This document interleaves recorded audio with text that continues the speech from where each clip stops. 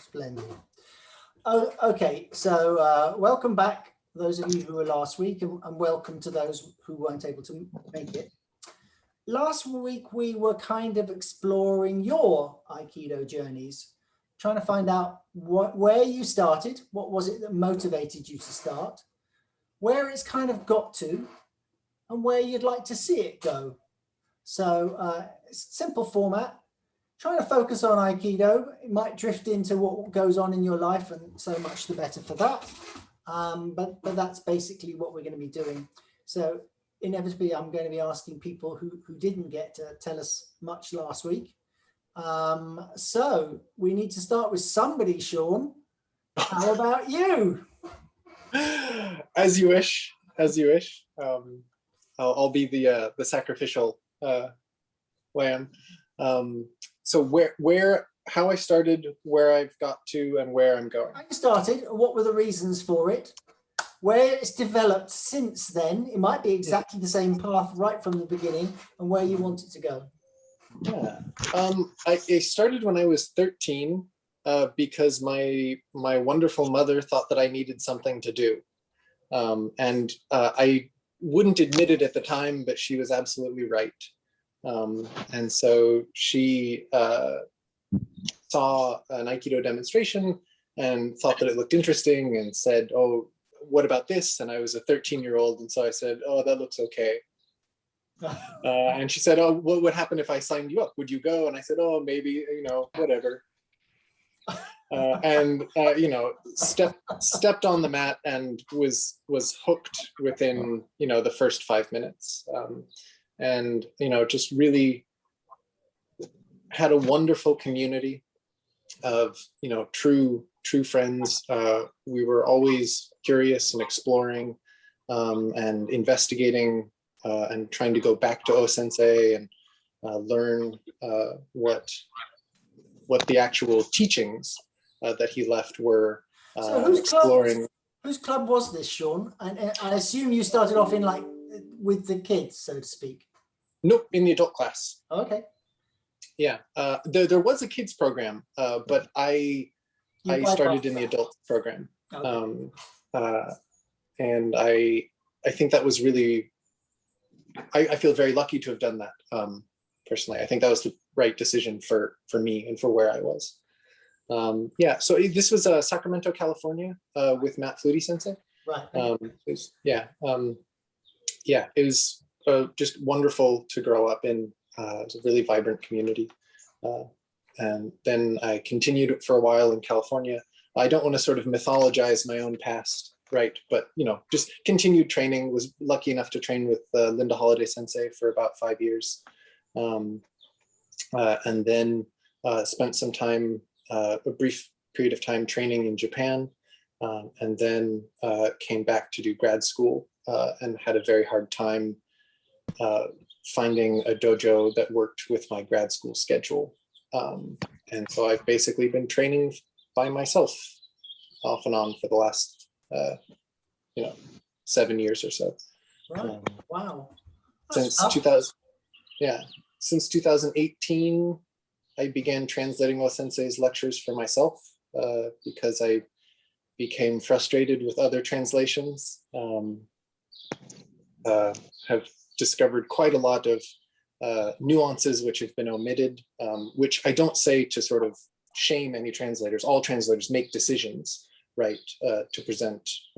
But as someone who likes to check for themselves, it's been very eye-opening to sort of see what was really said. So did you have to learn Japanese to do that? Yeah, I studied for a couple of years in university and then got a lot better when I was living there. Fine. I mean, my Japanese is not great. I'm not fluent. I know enough grammar and vocabulary to sort of get by, and I look up a lot of kanji that I don't recognize, and sort of ask when I get stuck. Ask some of my teachers. So why has it become so important to you? What's the point of it all, as far as you're concerned? Aikido? Yeah, point of it all? Oh, I mean, for me, I make the decision that Aikido is not whatever the current community of practice says it is. Aikido is only Aikido insofar as it connects to and flows directly from O-sensei's explicit teachings. For me, Aikido is what O-sensei did. O-sensei is Aikido. It is his path. He's the doshu, the master of this way. And so what he says it is that the purpose is not to attain victory over another person. The purpose is not to even make victory without struggle possible. The purpose is to help you complete or achieve or attain victory over your tenmei. Your one way of translating this is your heavenly mission, but this misses a lot of nuance. You might have seen translations that say, universal mission or things like that. Tenmei can mean sort of mission from heaven, but we have to remember where O-sensei said heaven was, right? Heaven is inside of you. And tenmei can also mean your life. So it's your divine life, and the sense of attaining victory over that or accomplishing one's tenmei is the sense of completely expressing it, purely expressing it, right? Remember that O-sensei uses this expression framework wherein there's the root of all things, let's call it Ichigen, right? The one source, and all the universe and the movements of nature and ourselves are an expression of this one source, which is within us and also within all things, being expressed according to the kami no go keirin, right? The governance of kami, right? Just the way that things unfold, right? Okay. So you want to follow O-sensei's mission, if you like, his Aikido. Why is his mission personally important to you? What good is that doing you? Or bad? Who knows what it's doing for you? What do you get from it? Yeah, I mean, it's certainly made me something of a pariah in that, when I talk about Aikido, it sounds a bit different, and a lot of people have difficulty with that, which just means I need to be better at expressing myself. But what it does for me, I mean, like O-sensei tells us how to do this, right? Like, I mean, this is the art, and he told us how to do it, and following it feels really good. I mean, okay, but there are lots of important people in society, politicians, religious leaders. They tell us what we should do. We don't always listen. We choose our own path. You've chosen to listen to this path. What is it about this, the path that you're following that feels so good? Is it just about feeling good for yourself, or do you see something bigger than that? I mean,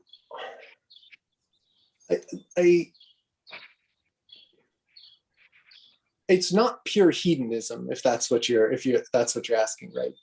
But even the oh shoot, what were they called? Right. I mean, there's like active pleasures and passive pleasures, right? This gets into some old Greek philosophy, right? So active pleasures are like, oh, eating tasty food and watching a funny movie and stuff like that. But I mean, O-sensei describes gratefully offering everything you are to everything else. And he describes a process of love and embracing love, right? And that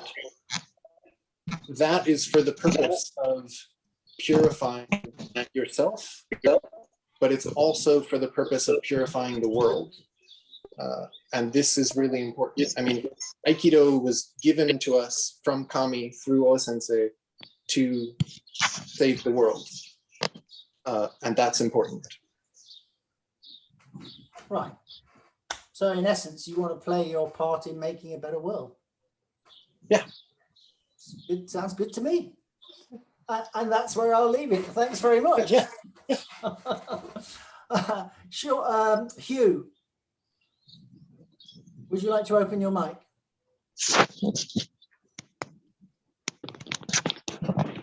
Yes, sorry. So, the mission tonight, in case you weren't clear, is why did you start Aikido? Where has it got to now? And where would you like it to go? Why is it important to you? I started in about late '86 in Tokyo. And I think one general thing is I'd had an interest in martial arts, but never really practiced properly because I was doing a lot of other things, other particularly sort of sporting activities to a reasonable level. On the specifics of Aikido and being in Tokyo, obviously that was a very key place to be. And my primary interest, I think, really was in the philosophy behind it. And in that sense, I suppose I can't speak for everybody, but I don't know how everybody does start and which dojo and which school they start in. But in that sense, I was extremely lucky to be training with William Reed and above him, Toe Sensei. And of course, Mariyama Sensei was the chief instructor of the Shinshin Toitsu school. So two and now three great people. So I was very lucky in it, and that particular form of interpretation, teaching, whatever, really suited my interest in the art. And as time has gone by, you know, you can't always choose where you are and who is round the corner with a dojo. So that means I've participated in different styles and had to, you know, relearn a lot of basics, I suppose, to follow what other people were doing. But I think, like you, Quentin, the big thing really for me is the application in daily life, and that happened immediately. Right. You know, I was in business, and I wasn't a sort of a young kid on the block when I started doing this stuff, but I found very useful real life application from the get-go. Yeah. And that is what has intrigued me ever since and continues to do so. Is there anything particular that you would like to see happen in your Aikido world? Is there a particular path that you're pushing towards? Not particularly. I mean, I think there are things I would like to see happen in Aikido world. Not that I will influence them, but certainly within the UK. I mean, the two big things for me really is more women leadership. So we need a lot more. It's very evident in any walk of life at the senior level. The more women you have involved, the better things are done, basically. And it's very impressive with this particular gathering that you've collected, loyal gathering that you've collected together this last year and many months to meet some of these wonderful people, which has been generally harder to do over here. But although in home dojo, we're very lucky with, as you know, with having 2 or 3 senior grades women leaders. So. But that is one thing, and the other thing is the importance of building the future Aikido base through children. We currently here don't have a children's class. We did have at one point because it was timely and there was demand, and it was wonderful and very successful, very well run. So I think those two things I would say are very necessary for the future of Aikido. And there remains, in my view, a division. It's neither here nor there, and it's not particularly a good thing or a bad thing. I think it just exists, that there are many of the people you've had talking in the last year kind of pursue in addition to working on the mat and perfecting techniques, a sort of spiritual element to Aikido, which I support and find interesting. Clearly, a lot of people have no interest in that, or haven't had time to look into it or pursue it, and I think that's a shame. But you know, you can't force that. And I think it's hard because what we don't always appreciate is that this is a, you know, for the vast majority of people, this is a part-time pursuit. And it must be very frustrating for some of the senior teachers, although you've heard me say that rank doesn't define good teaching ability. And I think you've said that as well. But I think it must be very frustrating for, you know, a seventh dan or whatever to be dealing with amateurs week in, week out, because you simply do not, you know, take a sport that somebody knows, whether it's golf or tennis. Normally, if you have a sort of Andy Murray type figure, they may be tempted to do a little bit of coaching to some upcoming tour future champions, but not teach a bunch of amateurs 3 times a week for an hour and a half. You know, so I think there are some issues with that, perhaps, which goes back to the right and the wrong, and the issue of the form that is pursued in any particular class. I do think there's a lot of unexploited energy and good things from where you find it, the lack of integration between different schools and styles. Yeah, I think much more would happen if the doors were thrown open. I see no reason to protect a particular aspect of Aikido, as long as, you know, you've got good, honest people wanting to listen. But I don't see locking it down in a box is what Sensei had in mind, and it's not what I've got in mind. well, touching on what you've said and giving an advert for weeks to come, next week we're going to be looking at secular spiritualism with Tu Bunag, who's coming back. Oh, good. Oh, wonderful. Okay. After that, we're doing Aikido in the schools with Charles Colton.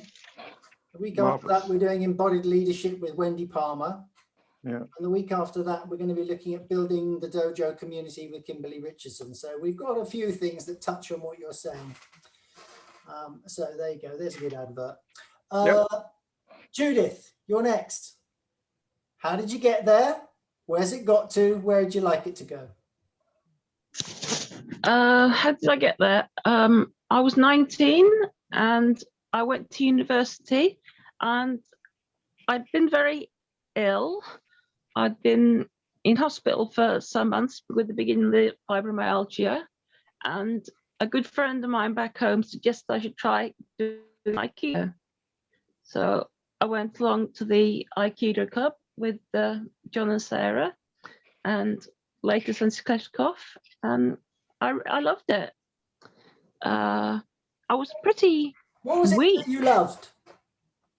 What did I love? I loved the fact that we were all working together, that we weren't competing.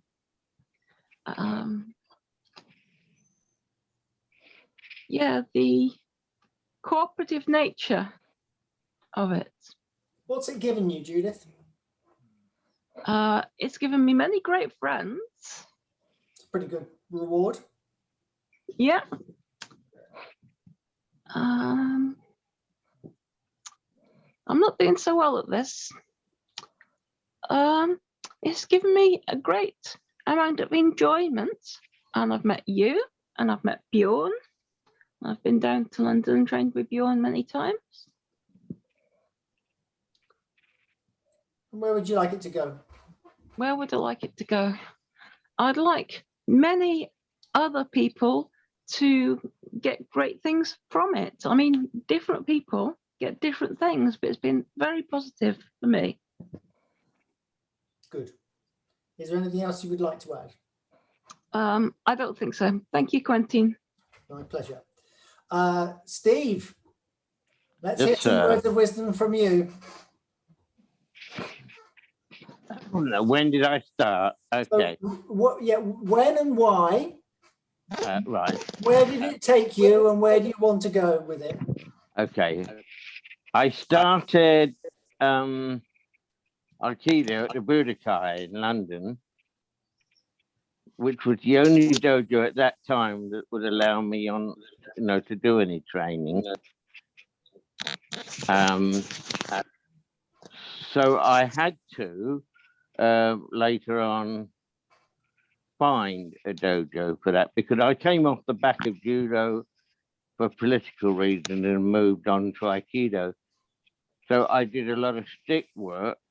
I went to summer schools because that was another way of getting to be taught Aikido because it didn't matter where you came from, did it? Trained from, so you could get on. The difficulties were having to learn so much when you can't. So you have to learn and feel and really work very hard to get what most people who see becomes like a basic. Okay, but you've been doing this just 1 or 2 years now.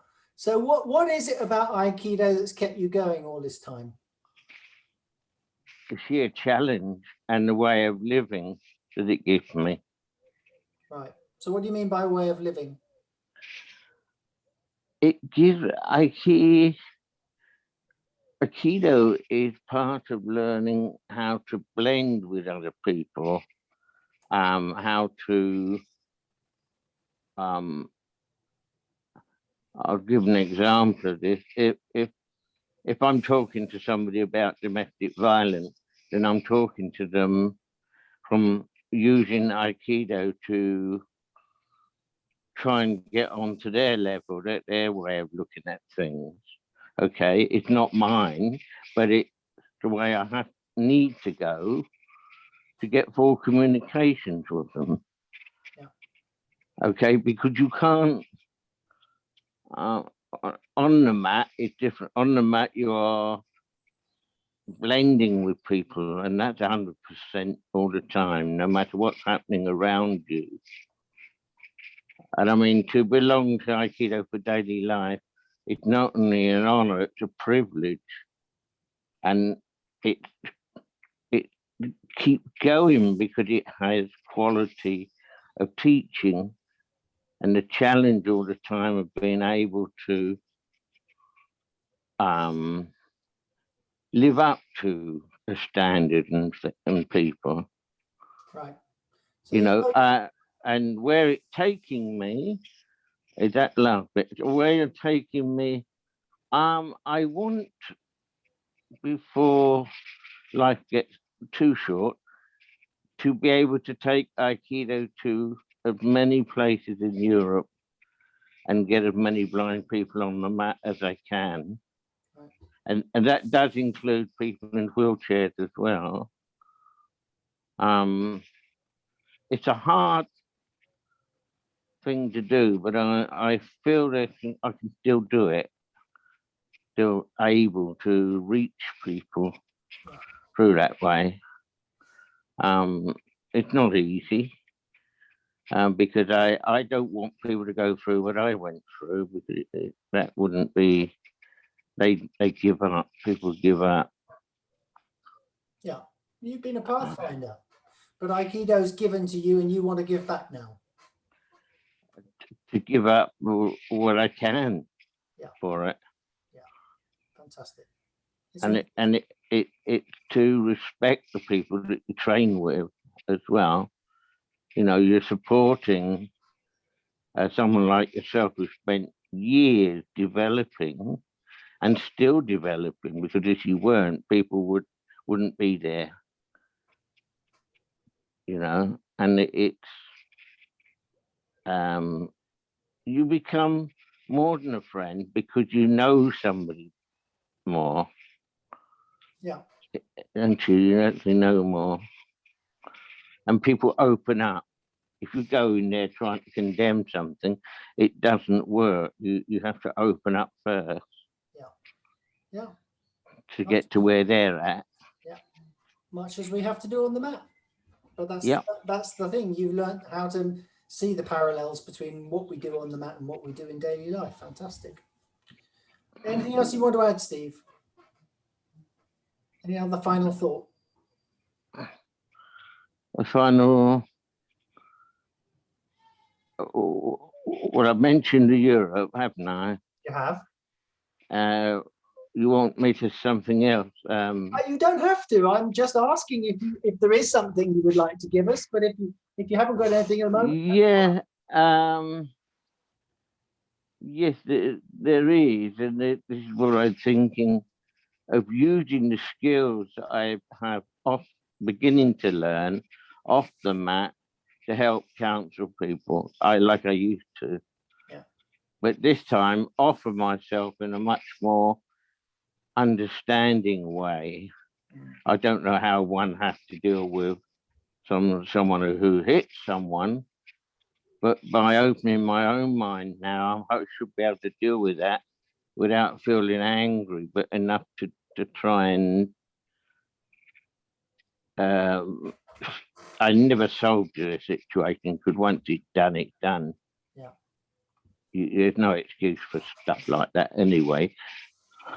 But it is that point of spreading, and just because you can't see, you want to turn that around. The reason I left judo, because they called it judo for the blind, and I lost all the sighted grades I had because it weren't accepted by a judo for the blind. So I lost all of them. I should just tell everybody else that Steve was actually practicing with people that went on the British Olympics team, so he wasn't a bad judoka. And we'll leave it at that. Thanks, Steve. Yeah. Frank, you're with us tonight from lovely Kenya. Ooh. So tell us about your Aikido journey. How did you find it? Why did you start? Why do you do it? Yeah. What would you like to do now? Hello, everyone. Can you hear me? Hello. Yeah. Okay. For me, I started my journey of Aikido through a friend of mine who's called Joseph. He was the one who introduced me in Aikido. I used to be in karate and taekwondo. So I loved Aikido, fact that I don't like so much competition. I like improving myself. And when I found that Aikido have no that much ring fighting and stuff, and you run a lot of things in Aikido about yourself, not about and also the nature around you. That's how my journey began, and I loved Aikido from words go, and I started pursuing my way through Aikido. What was the biggest thing that you learned about yourself? Yeah, I learned about how to control my anger. I used to be, when I was in other martial arts, I used to be so much. If someone would do just a small thing to me, and I would be angry and furious. But when I came to Aikido, I learned how to control the situation. I learned how to, in any situation that I find myself, I'm able to cool down and neutralize my opponent. So what would you like to do with your Aikido over the next 10 or 20 years? Where would you like to see it go? For me, is I would like to teach more people and to get more people to know the beauty of Aikido and the beauty in Aikido and all the peace that comes through Aikido. So talk a little bit more about the peace it's given you. Yeah. The peace that is giving me is that learning how to control the situation in every moment that you find yourself, even if you're walking the streets of Kenya and the streets of African countries, you'll always find hostility because everyone is on his own level of understanding of life. And it has given me, even when I'm walking or when I'm like learning Aikido, because I know how to dodge, I know how to move, the movement, the stepping and the left. It has taught me how to navigate through the society. Wow. So you have to kind of live it all the time. Yeah. Aikido 24/7 for you. Very good. Excellent. Is there anything else you'd like to tell us? I don't have much, but I know with the kind of global connection that the platform has given us, I know we are much going ahead, and we'll be able to create a bigger connection through Aikido and through all other things to make the foundation and the structure of Aikido to move ahead in every corner of this place in the world. That's a lovely thought. Thank you. Vitali, your turn. He looks surprised. Hello guys, and I hope you can hear me because today computer just goes crazy all the day. I don't know what's happening. So I'm sure everybody heard my story many times already before because we had a separate session also. But I would like to tell a little bit more. My journey in Aikido started a long time before I actually realized I was doing Aikido. The first time when I was a boy growing up in Soviet Union, so it was a little bit different. So, and the first martial art I came to do was judo, and it appeared to be that the guy who was teaching, the teacher, was the one who founded Aikido Federation in my region later on, and I just found out it in 1999, I think, when a guy from Newcastle came over and I worked as a interpreter in the construction yard, shipyard, and he was second dan in Aikido. And not during all my life, I was doing some martial arts. I was doing combat martial arts and all this really karate and everything. But I always was looking at Aikido, and I was thinking, okay, one day it'll be my path. That's what I would love to do. So I met that guy, and he. Hold it a second. So what was it about? So you weren't practicing it, but you'd already discovered it. Why was it that Aikido appealed to you over all these other things? Why did you want to do Aikido at some stage? Oh, don't freeze now on us. Did you hear my question, Vitali? Why did No. So you were doing all these other martial arts, but you'd already discovered Aikido or read about it. Why did you want to do Aikido? Okay.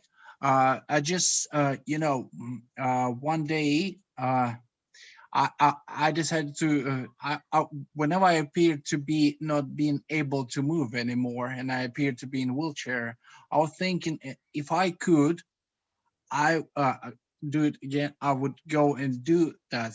It's because it looked beautiful, and I saw it, and I felt that there was something in it.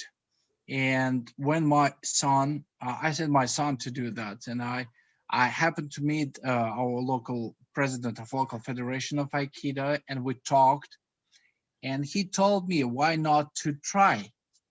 So, and we started doing that. We started working on that, and then I was blessed by meeting Terry Ezra when he came over, and we talked to him a lot, and I realized that there's so much more in Aikido. It's so deep. There's no bottom, as I was saying. In understanding that, in grasping it, and I realized that I was really happy when I was doing anything, interacting with the partner and doing all the stuff. I was feeling happy, so I decided why not to take it to other people and to share it with people, because the more you share, the more you get.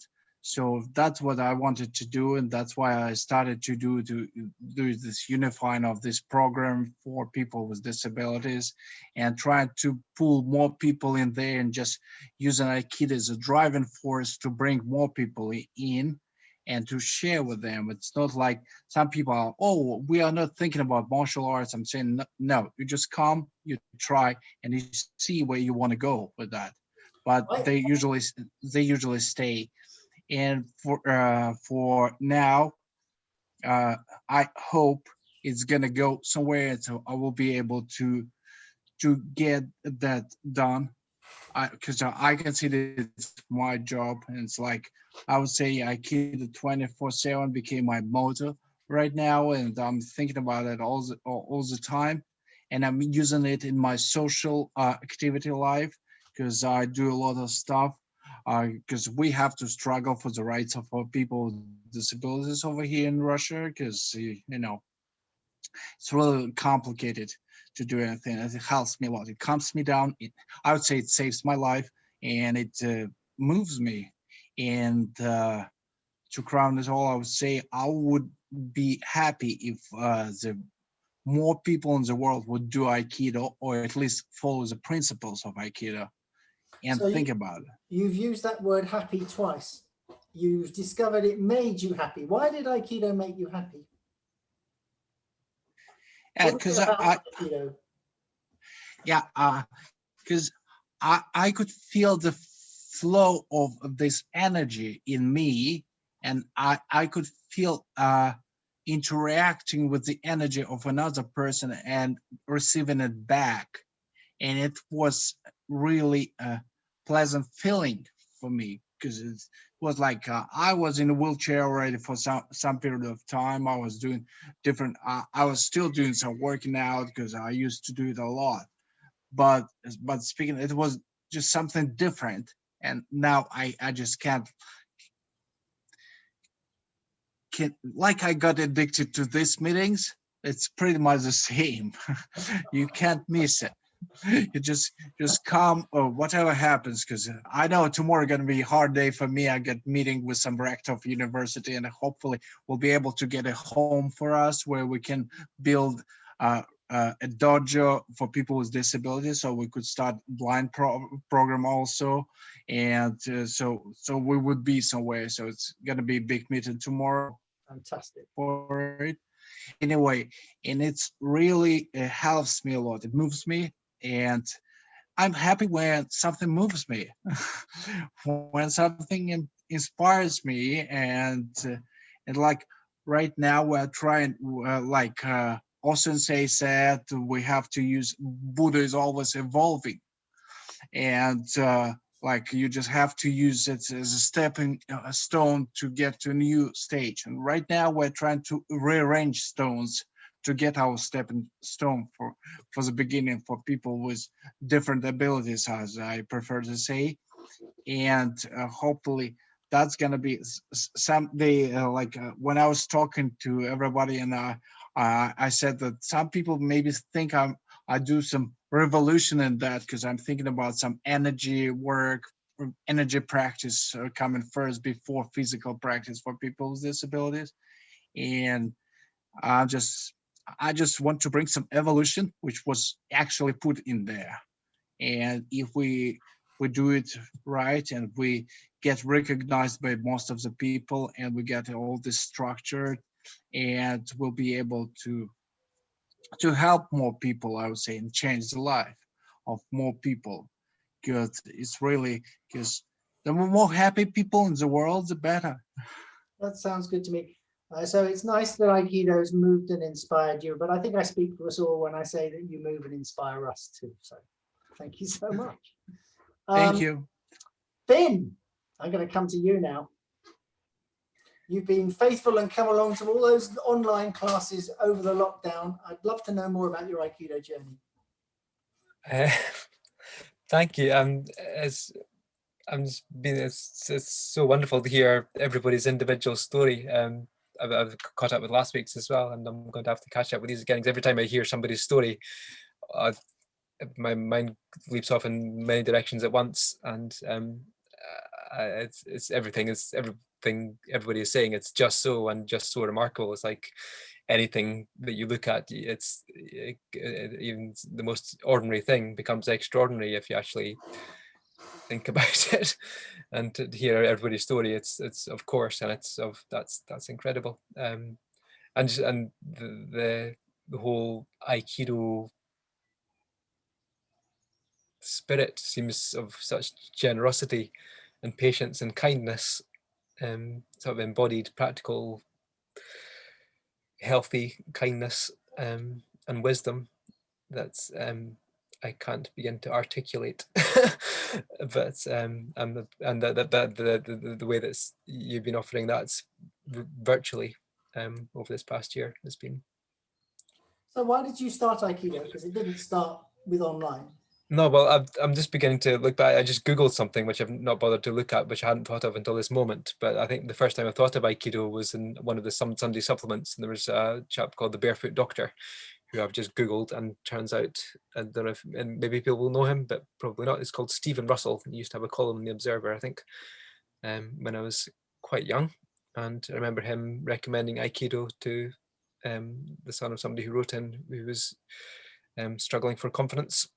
And turns out he was formed by Aikido, and also his father was a jazz drummer and cousin of Stan Getz, the saxophonist.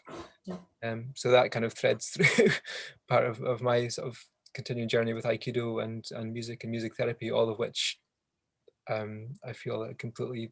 I never find it hard to cultivate a beginner's mind, because I always feel like a perpetual beginner. Because there's so much to know and so much to forget, and then know again, and know without knowing, and not know when you need to know. But Sean nodding in approval up there. Maybe just martial arts. I remember when I was a kid, when my friends did karate, and he was 11 and must have been doing it for, I don't know, maybe a month or two, and I thought, oh, it's too late for me then. I'll never begin, so I didn't do that. And then I came back to kung fu when I was beyond a teenager, and realized that I was still somehow wanted to be a bit more capable and confident, and an active force for good in the world, rather than just a passive jelly baby. So do you feel it's helping you do that? Yeah, somehow. And yes and no. I mean, of course it is. And yeah, so I went to sort of kung fu, and went to China and did kung fu, and was sort of had this sort of serendipitous encounter with the student kung fu club, and that was all very hard and very yeah, it was just so at the time. But then finding my way back to Aikido, which I did either side of that, and just that felt a lot more sympathetic. But it's just encountering this community, and the way that you connect that to daily life, which actually is part of my understanding, but I hadn't been able to articulate and or begin to think about. And so yeah, it's where I'm at currently, trying to integrate the Aikido with other aspects of my life, and the experience that people are sharing here. That seems that's something that I would kind of try to I'm inspired by, and try to live up to. Well, I always think you're incredibly humble and very generous in what you do, and sensitive to what's going on. So I think you probably do a lot more than you possibly imagine when you're doing your music therapy and the like. So thank you for that. It's been great. Just listening to the series discussions, it seems that this kind of discussion is the one thing that tend not to get into much. Aikido clubs, any chat seems to be more sort of social, and it's not actually about people's Aikido's journey. And this is the first time I've really had a chance in depth with a range of people this discuss, or not discuss, but hear from other people's stories. And I'd just be really interested to know. I mean, my Aikido journey path has been very serendipitous and happenstance in a way, but I don't know whether my teachers, they seemed quite independent and out with any, or not disrespectful, but inconsequential to any particular lineage apart from their teachers. Yeah. And I'd be interested to know if anybody else has any knowings of the people I've encountered and who've been my teachers. Tom Brodie, who was with Sensei Foster at the hut. Yeah, well, I know Sensei Foster. Well, I knew Sensei Foster. And again, I just sort of know them as sort of pictures or very occasional. Well, he was right at the root of British Aikido. Yeah, he was a lovely chap too, actually, really nice. So if your route leads to him, that's not a bad route to have come from. Was there anybody else? Yeah, well, I found myself working in Dundee last couple of years, and there's a couple of clubs there, and they're very sort of very different, but I enjoyed them both. One is St Andrews, which is Key Aikido Club, and another in Dundee, which seemed very independent, and it was Alec Miller. I just wondered if anybody knows of him, because I really I don't know enjoyed Alec Miller. But when did you say Sensei Andrews? No, in St Andrews there was a Key Aikido club. Right. Okay. Well, I don't. Well, again, Key Aikido is my route, so I know a lot about that, but I don't know particularly about the teacher that you're talking about. Yeah. Maybe everybody else can chip in at the end if they've got anything they want to add to that. Kevin, I think this might be your first time joining. It's not the first time I've seen you, but I think it might be the first time you've joined us here on a Thursday. So what about your Aikido journey?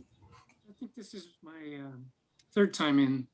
I think the first time I came in, you had Bill Light tell the story. Right, yeah. And my entry came in through Bill Light and Paul Linden. They were bringing Aiki, or Aikido in everyday life, into Alternatives to Violence Project, where they found me. I've been a facilitator for 2 years in 2018, and they brought a workshop to the National Gathering of Alternatives to Violence Project in Indiana that year. And we started an online practice where Paul was leading us for a couple of years. And we found a few other teachers, and we also try to do somatic exercises, and it's been online since 2018. We've done a couple of Aiki AVP workshops, which we've renamed Embodied Transforming Power. Transforming Power is a thing inside of Alternatives to Violence Project. I've been in Paul's dojo for a weekend, but locally in Houston, Texas, I didn't present myself as a worthy student or something like that. Anna Rangel said it wouldn't be safe for me to be in the dojo. I have some hardware in the back, so essentially a disability, and I haven't found an accessible dojo. So, that you let me come in the door, I don't pretend to be an Aikidoist, but I would be if I could find an accessible. So, Contact Brandon Williams Craig. I've got a feeling he's in Houston, and I'm absolutely sure he would love to know more about you and to have you train with him. And I can thank you. I, among others here, can connect you with him if you would like. Okay. So just I walked into Anna Rangel's dojo at Bill Light's suggestion. It wasn't a good fit for us, but I'll contact him. Well, the wonderful thing is you can now Zoom with Brandon and have a chat first, and not have to go in and be told you're not right. But I'm absolutely sure Brandon would be delighted to see you. So what? How did you find yourself in the Alternatives to Violence movement? So I've been hanging around Quaker circles, and it's not a Quaker thing, but it came out of Quaker, and there's some Quakers in there. It's prison service to prisons and the stuff that goes on in there. Everybody in there has been traumatized. They're getting into trauma.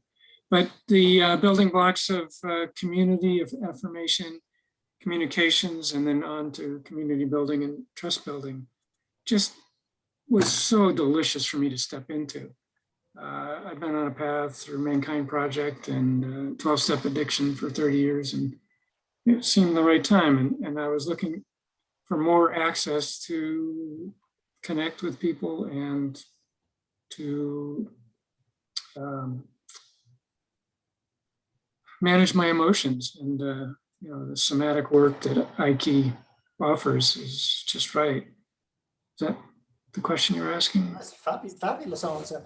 So in terms of, if you were trying to measure who you were when you first found this stuff and where you're at now, what's the major difference for you?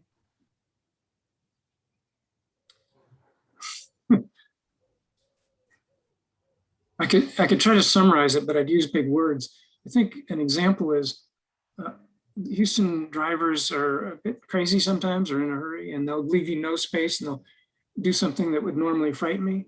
And now when they do that, I can just, take my foot off the gas and wave at them and wish them a speedy and safe arrival at where they're trying to get to, instead of tending towards closing up the space and showing them how wrong they were, verging on my road rage.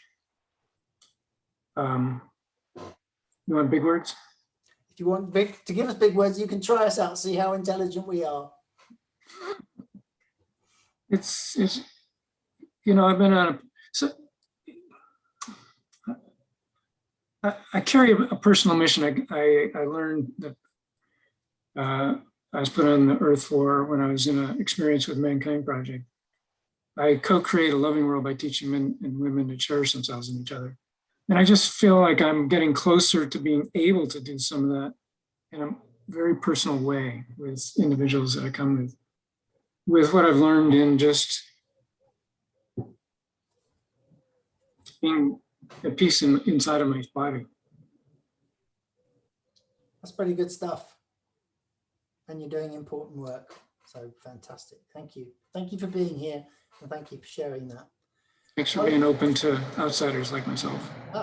There are no outsiders here. You're all insiders. Thank you for that. Molly, we know, of course, a bit about your story, but go back to those first days. First days, I think that martial arts in general got seeded for me with David Carradine and the Kung Fu shows on television. He was good. Oh man, I was really drawn to it. And then one of my brothers practiced judo at San Jose State.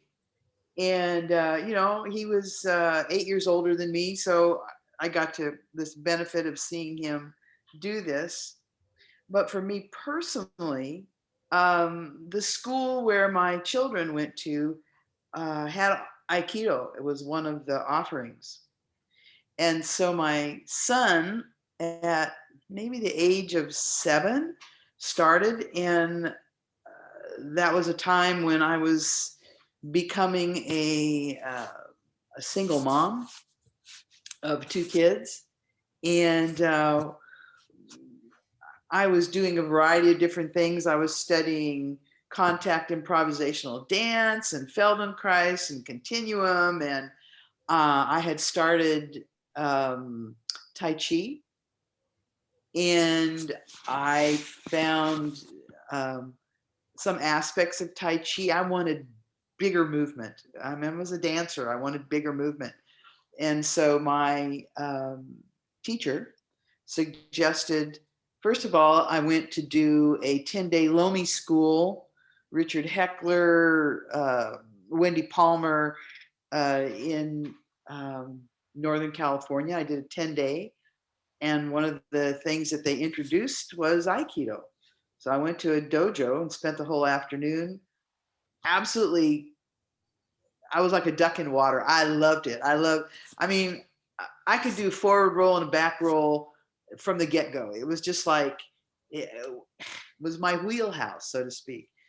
And I've told this story, but at the end of this session, Robert Sanoff, the teacher, had us one by one. There were 18 of us. He was just going to do a straight bokken strike, right? Get off the, what would you learn? Get off the line. So I'm watching everybody do this. My turn. The the bokken comes up. The bokken's coming down. I didn't duck. I didn't cover. I didn't move. I was like frozen. And all the bells and whistles, I wanted to know what is that? What is that? So pretty much as soon as I got home from this 10 days, I went down to Aikido West, where my son was training, and it was with Frank Duran, and in this rich community just in the Bay Area. And I started training. I was able to commit to Tuesday and Thursday night because I, again, new mom on her own, starting a new business. in architectural design, and Aikido was a lifesaver.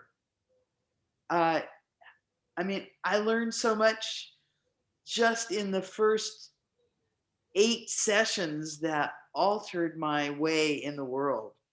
I mean, I had already been introduced to the idea of choice when I was 14, so I had kind of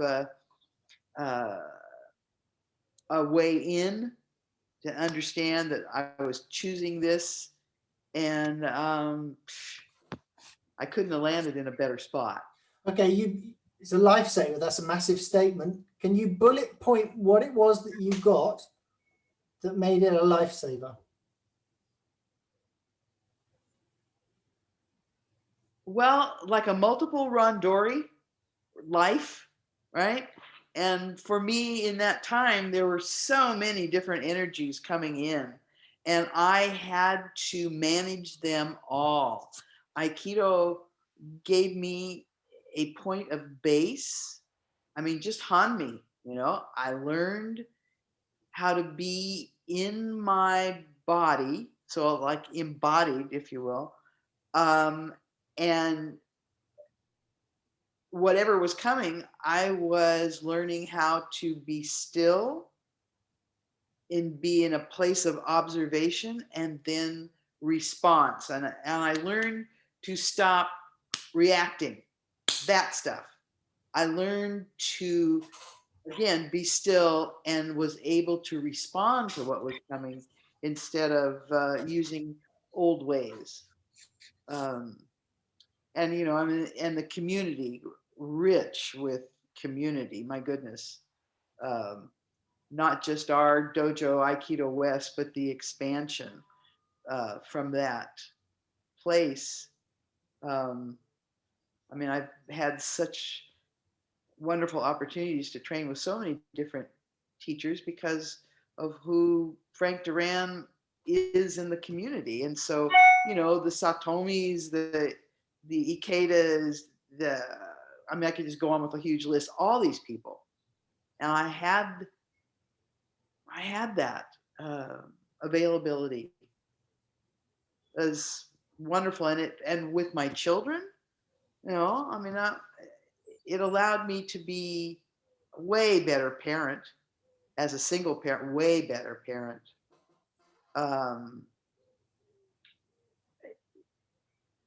You know, and it took out competition.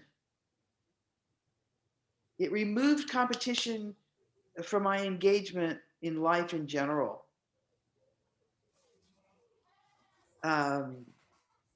So like in my architectural practice, you know, I was good. I didn't have to be the best. And I understood that, you know, I only needed 15 clients a year in order to do my work, in order to do my Aikido and do my children and do my, you know, all the doings. And so, you know, for the first 11 years, I was a typically able student. And I was the teacher for the children's classes. And I was also teaching by request at Oracle Computer. So I was there teaching people that were there. I was a fresh Shodan, and they were looking for somebody. And Frank Duran, I said, no one was stepping up. I said, well, can I do this? He said, yes. Just don't let them call you sensei. And so, you know, that was a rich time. Marriage, a new relationship came in with Jeremy, and he started training as well.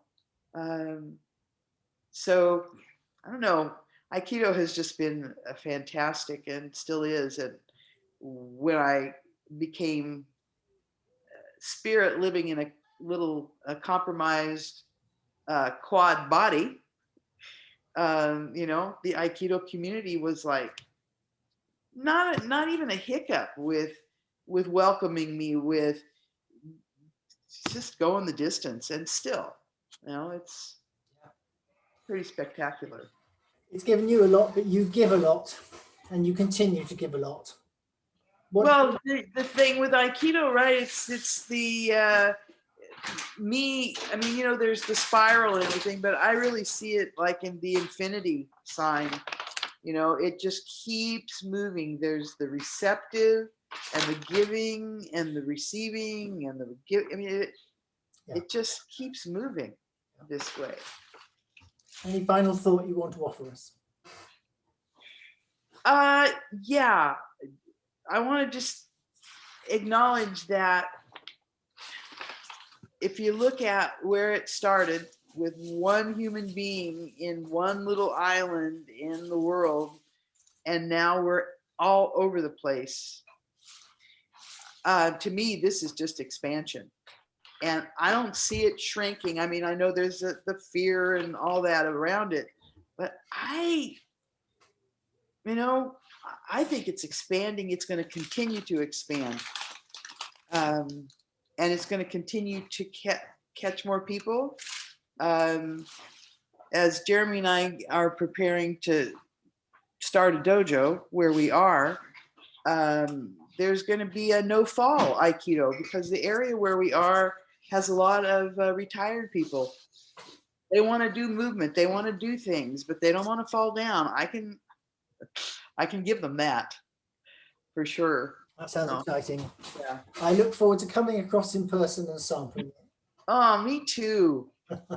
Like, I'm ready. I'm ready to fly over. Just sort out your COVID and I'll be there. And we'll try to do the same. Paul, yeah. I haven't left you to last. I'm not going to say I'm saving the best to last, but we obviously do know something of your story, but perhaps go into a bit more detail about why you started. What surprises came along the way and where you want to go now? I started in 1969 when I was a student at UC Berkeley, took Bob Fraser's class, and the last day of class, he showed a film of O-sensei, and something grabbed me. I went the next day to the club, taught by Alan Groh, and then I didn't start for any reason. I didn't know what I was doing. A year later, I was walking down the street and I saw a headline.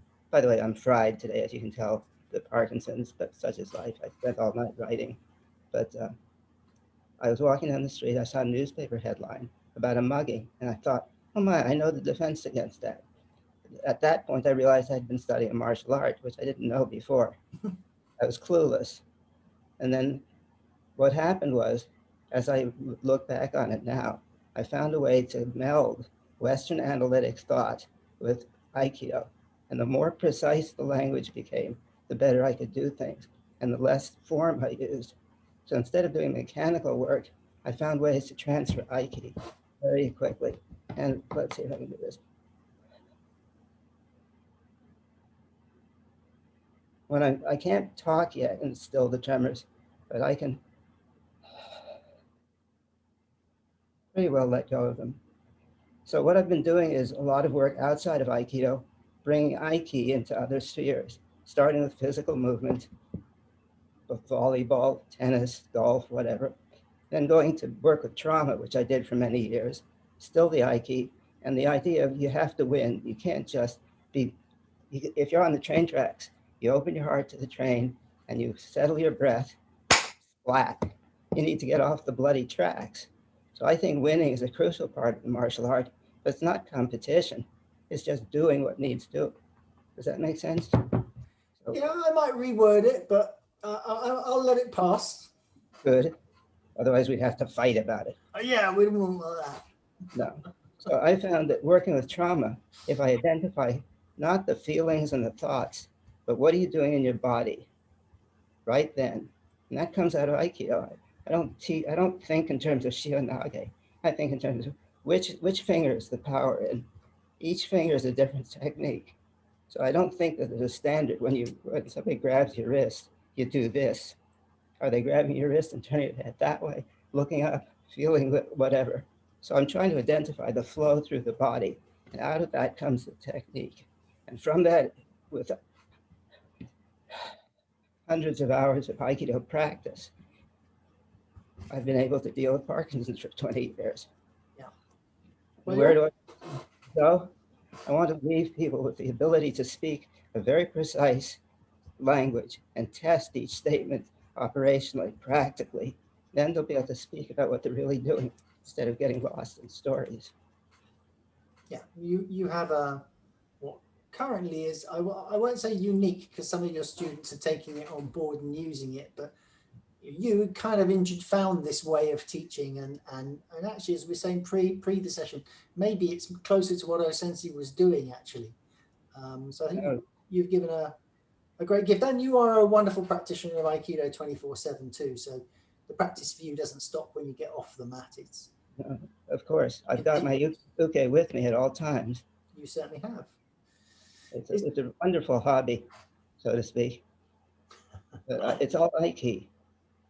Yeah. Is there anything else you would like to offer us? Yes. When you relax your tongue, what happens in your throat and your breathing?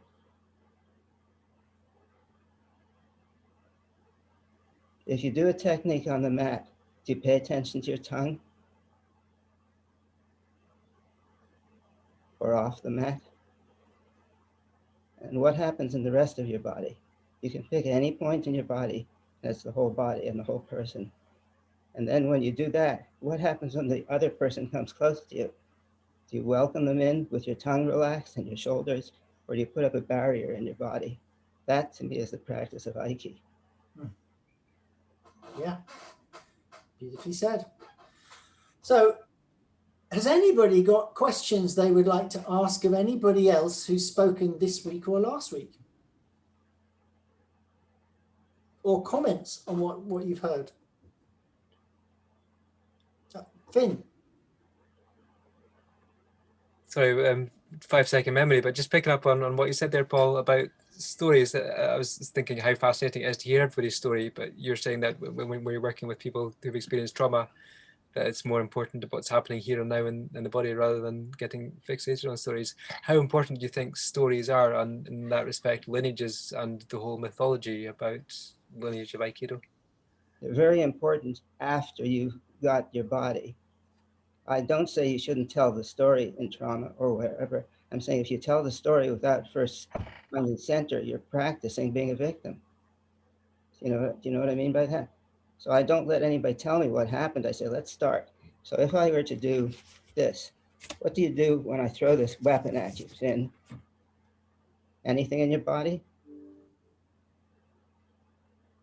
If you do this to somebody who has never studied Aikido, the chances are they'll flinch, even though they know I can't get to them from here.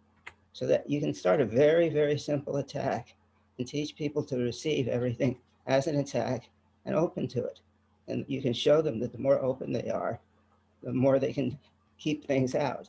And then they can tell their story, and it's important then. Yeah, powerful message. Finn, come back. Just to come back on that, I was thinking what's differentiates Aikido, and what keeps me coming back to Aikido is perhaps the circularity and how important that is. It's a circular narrative. It's not a in the absence of hierarchy and the anti-competition. It's you reminded me that that's why anybody can turn up to your class at any time and not feel like out of it, because it is a circular system. People can jump on the ride anywhere that the journey's gone and still get something from it. So I totally go along with what you're saying. Anyone else got any observations or questions of anybody else? Linda. I have a question for Judith, if you wouldn't mind. I have peripheral neuropathy, and it used to be very painful.